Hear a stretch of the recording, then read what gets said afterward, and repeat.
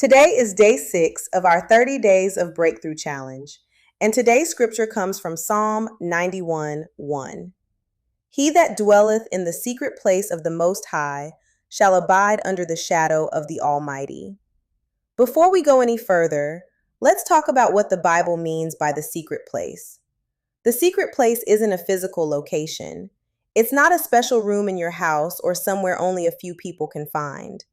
The secret place is that intimate place where you meet with God through prayer, worship, reading His Word, and spending time in His presence.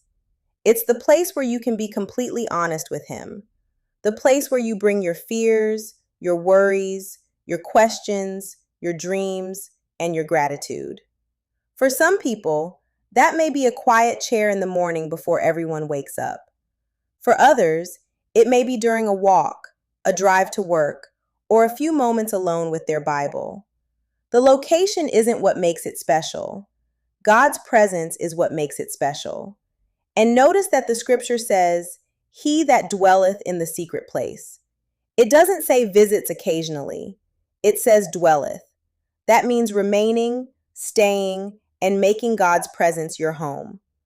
When we spend time with God consistently, we begin to experience His peace, His wisdom, His direction, and His protection in a deeper way.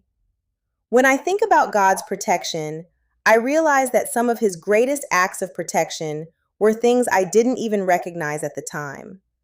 There were doors that didn't open, opportunities that didn't work out, delays that frustrated me, people who walked out of my life.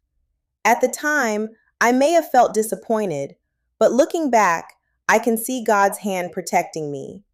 Sometimes what feels like rejection is really protection. Sometimes what feels like a delay is really protection. Sometimes what feels like a closed door is really protection. God sees what we cannot see. He knows what is ahead of us, and He often protects us from things we never even knew were coming. The reflection question for today is, how have I seen God's protection in my life recently? Take a moment and think about that. Has God protected your health, your family, your peace of mind? Has He redirected you away from something that wasn't meant for you? As you reflect today, I also want you to ask yourself, have I been dwelling in God's presence, or have I only been visiting when I need something?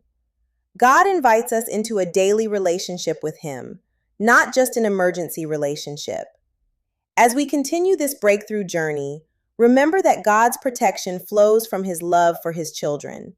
When we stay close to Him, we can rest knowing that He is watching over us, guiding us, and covering us with His care. Share in the comments one way you've seen God's protection in your life recently. I'd love to hear your testimony and celebrate God's faithfulness with you.